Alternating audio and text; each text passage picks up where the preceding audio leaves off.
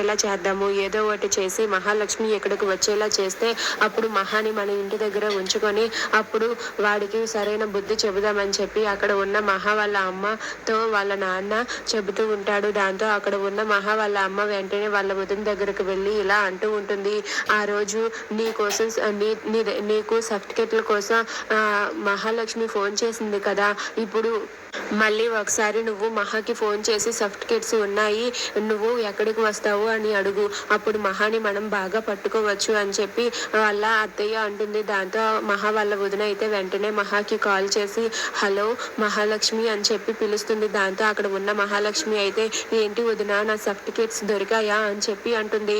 దాంతో అక్కడ ఉన్న వాళ్ళ వదిన అయితే దొరికాయి, కానీ ఇవి నీకు ఎలా ఇవ్వాలో అర్థం కావట్లేదు, నువ్వు ఈ రోజు పలానా ఇక్కడికి రాగలవా అని చెప్పి అంటుంది.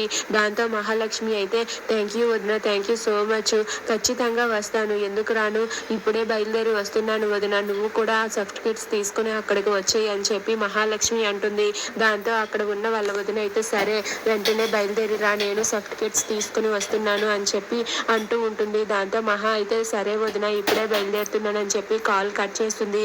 దాంతో అక్కడ ఉన్న మహా వాళ్ళ అమ్మ అయితే అది ఆ సర్టిఫికెట్స్ కోసం అక్కడికి వస్తుంది అంతే, ఇక ఇంకెప్పుడు కూడా అక్కడికి వెళ్ళదు, ఇక్కడే ఉండిపోతుంది, దానికి ఎలా బుద్ధి చెప్పాలో అలా బుద్ధి చెబుతాను అని చెప్పి మహా వాళ్ళ అమ్మ సిద్ధంగా ఉంటుంది.